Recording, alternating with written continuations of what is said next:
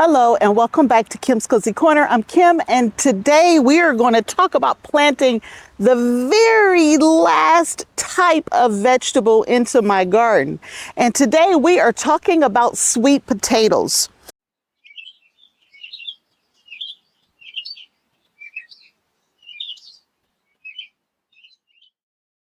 Now, I started all of my sweet potatoes indoors.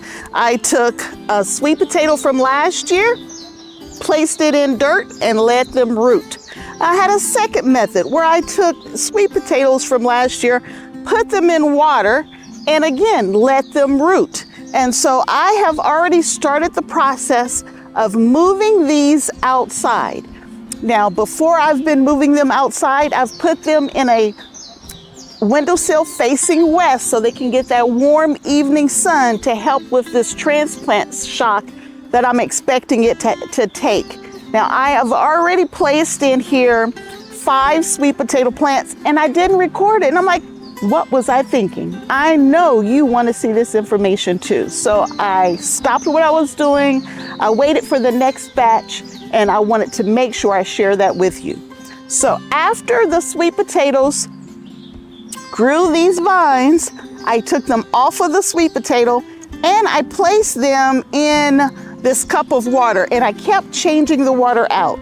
Now the first, I think 4 slips like this that I got, I don't know what happened. The water smelled like sulfur. I kept changing the water out and before long they died off. So I don't know if I just left them in the water too long, if I started them too early, I'm not sure. But this batch is healthy and it is ready to go into the ground. Now this is a 100-gallon grow bag. Now that's a lot of dirt.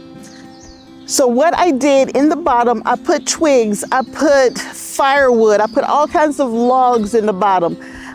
Someone gifted me some raised bed dirt, and just to be honest with you, that's not something I would typically grow anything in. So I threw that in the bottom of this bed. I threw some spent soil into the bottom of this container, not bed, container. And then in the top 6 to 8 inches, I put perfect, well, is anything ever perfect? But I put high quality potting mix in the top. So I put Pro Mix in, as well as I believe I had a bag or 2 of Miracle Grow moisture control. So that's what's in the top, I would say 8 inches of soil. In my mind, that's the perfect mix. Now you can make your own. A lot of people like to do their own mix. And so you can do 1/3 of compost, 1/3 of peat moss, and 1/3 of vermiculite or perlite. There are many different formulas out there. I'm not an expert in making my own. I don't have time to make my own. And for me, it's hard to source some of those items. So I just buy it by the bag, by the bulk bag, typically when I'm creating a space. So I purchased mine, Miracle Grow, Moisture Control, and Pro Mix. Those are the type soils that I like to use, potting mixes I like to use. So we are going to just go ahead and get started. Now, sweet potato slips or sweet potato vines, they like hot weather. And I'm gonna be honest with you, I've had them like hot, dry weather. Weather where I forgot to water, which might not be a bad thing, but they can take it where it's very dry in the summertime. They flourish. And I put the sweet potatoes in this space because I let the vines come out, trail down, and fill in this space here so I don't have to weed it. That's the real reason. I don't want to have to weed. But the vines are beautiful. And a lot of people like to eat sweet potato vines. Me personally, it's not something I've thought about doing, and I have so many other vegetables, it's not something I'm even interested in doing. But I hear you can saute these up and they're delicious. If you've tried those, put some information in the comments and let me know, are sweet potato vines good or not? We'd love to hear from you. In this 100-gallon container, I already have 5 slips and they're actually doing really well. And anywhere your potato slip touches the ground, it will root and it will try to grow potatoes. So let's pull these out of this water here. So here's a really nice one. It's got some beautiful roots at the bottom here, and it's got some nastiness here too. I'm not sure what that is, but some beautiful roots up above it. And so I am going to actually kind of lay these down. Instead of doing them like this, I'm going to try to lay them down. So hopefully it'll pick up some additional roots along this vine as it's laying in the container. So let's just place them where we think we want them. There's 5 already in here. Let's see how many more we're going to get. I do have 2 more containers here that I want to put sweet potato slips in. I just don't know if I'm going to get enough to fill those containers, but let's see what we got. And all of these slips came from my own potatoes from last year. I'm so excited about that part of this. Okay, that's all I got. Yep, those are just leaves. So I only have 5. And I already have 5 in the bag. I believe they will all fit in this container. Put one there. Put one there. And maybe one in here. I believe this is going to work. I already have some really great soil in here. There's mycorrhizals in there. There's fertilizer already in this soil. But I'm going to add a few more things. Now this soil has been sitting out here, so I'm going to top it off with just a little more of a slow release granular fertilizer. This is actually not Miracle-Gro. I just like the shaking container. But it's a garden tone, I believe is what it is. I'm going to also add just a little bit of bone meal. Typically for your root crops, they need a little extra fertilizer to size up those potatoes. So bone meal is a great alternative or a great fertilizer for root crops. I heard on a YouTube channel here, I don't remember who I was watching, but if you're not sure how to think about N, P, and K when you talk about the big primary buckets of your fertilizer, N, P, and K. Above ground, below ground, and all around, somebody said. So the N is above ground. That's the green, lushy stuff. Your P is below ground. So that's your root crops. And then your K is all around. It's going to have a little bit of everything. So I kind of like that message. I may start using it. But bone meal is a 4-12-0. So that middle number is the number for below the ground. So we'll add a little bit of this. And I put mycos on everything, so why not? Let's add a little mycos. I'm only going to put it where I'm trying to plant these sweet potatoes. So I am going to dig a little trench.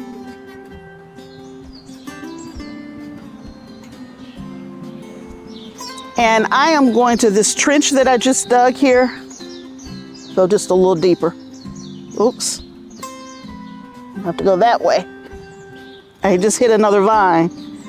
And I'm going to just lay it down just like this in the ground. And hopefully it's going to be hard to see, but there are little bitty notches here next to each leaf. And then there's a couple in between. And I'm hoping if I put it down in the soil and it's nice and moist, they will grow roots as well. And I'll have potatoes coming off of each and every one of these. That's our goal. Let's see what we do. So I'm putting it in. Let me stop. I just said I was adding fertilizer and I didn't put anything in the hole. Add a little bit of granular fertilizer. And I typically don't use any additional fertilizer on my sweet potatoes. Whatever I give them in the beginning, that's all they get until they're ready to harvest. And I don't have the type season where I can grow sweet potatoes whenever I want. You want your sweet potatoes to typically stay in the ground at a minimum of 120 days. And so when I think about the length of my growing season, I get my first frost in mid to late October. Sometimes it's earlier than that. If your sweet potatoes get hit with a frost, they are going to die quickly. No doubt about it, they're going to die. And so I need to get these in the ground so that they can have as much time in the ground as possible.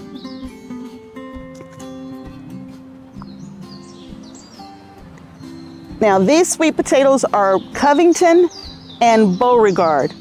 Don't ask me which is which because I don't know. But that's the two types that I grew last year, and I got the slips off of those potatoes. Both of them are kind of oblong tubers, and they shouldn't be big and massive and weirdly shaped, not with the amount of time that I have in my growth season.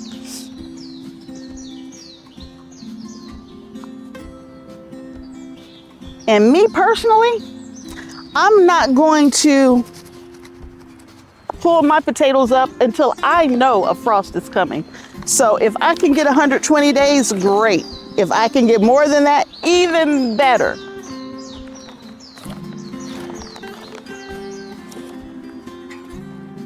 I don't know if you've priced sweet potatoes online, but if you have, you would have seen the cost of them are ridiculous.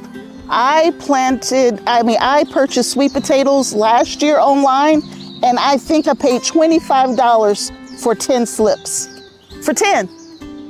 These 10 slips cost me nothing because it's from last year's harvest.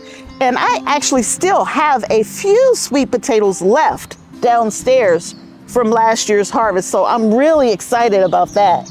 Now, one of the reasons I have sweet potatoes left from last year's harvest is because I found a winter squash, Australian butter squash is what it's called, that tastes just like sweet potatoes. And I have been feeding those to my family. I'm not telling them any different. They're just like, oh, this is delicious. I'm like, yep, I bet it is. And it is winter squash. Now I'm gonna try to grow that this year as well. I've never grown it before, but we are gonna do our best and try to grow some of that. So my last two, I'm gonna try to put them on this side over here that I really don't have that many right now, and just try to space them out as best I can. Now I do still have sweet potatoes trying to grow slips indoors. And I still have them in water growing slips, and I still have the sweet potatoes laying down in soil growing slips. And I'm hoping within the next 2 weeks, I can get enough to finish these 2 bags off. And if I get too many, I'll just add some more to this bag if I need to. But I am just so excited. I want to get these in the ground so they can start taking root and getting happy in their new homes, enjoying their new space. That's my goal.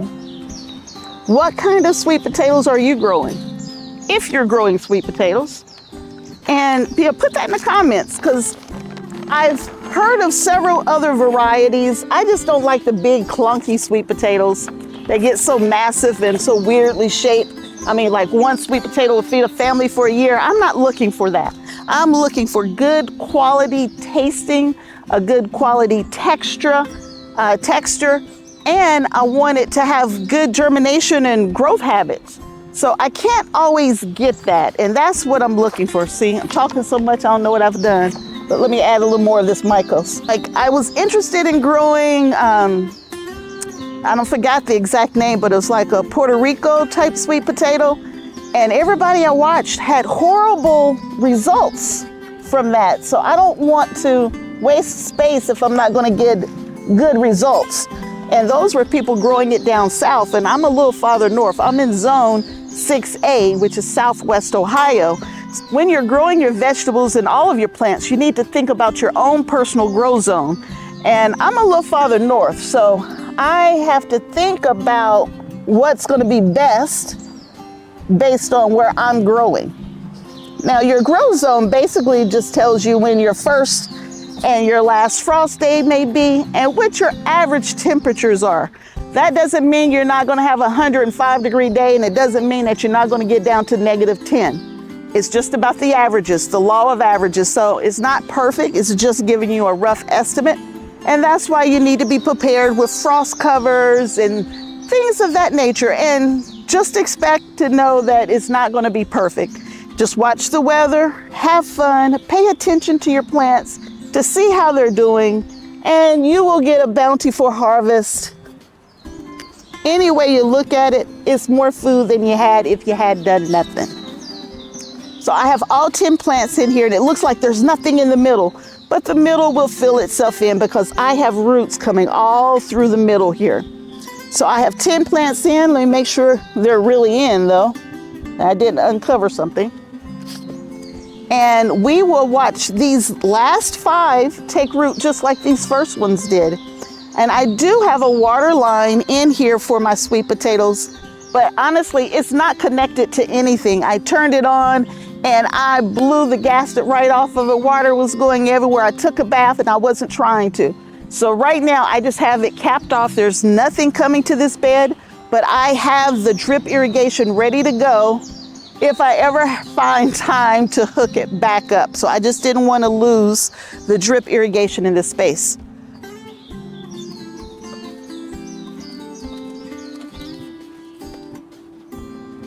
Since I have the plants in and my drip line's not working, I am going to water these in today.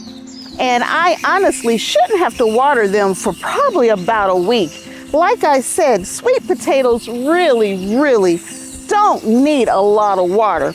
But I do know that I've had this 100-gallon bag sitting here in the sun now for several weeks, drying out. So I want to make sure that that soil is nice and moist all the way through, and I'm sure it's super dry down below. The one thing about these root bags or these grow bags versus a pot is that they're made out of a material that will actually kind of, what do they call it, air prune your plants. So it will keep your plants from wrapping around and becoming root bound. The pots, since they're sitting on soil, they will actually kind of join with that soil, and it can pull moisture in from down below if it's available. So I like these types of grow bags versus pots, but there's a place in my garden for both grow bags and pots. All right, I think this is watered in good enough. This grow bag is finished, and I will give you updates on how this grow bag is doing throughout the summer. And so you're gonna slowly watch these vines take over this whole area, and it's gonna be so beautiful. I hope you enjoyed this video. If you did, thumbs up as always, and subscribe to the channel. I'm gonna shorten the video so I can bring them to you more often. If you got something out of this, please also share my videos with your families and friends. I look forward to seeing you back again here real soon. Have a wonderful day. Until next time, bye.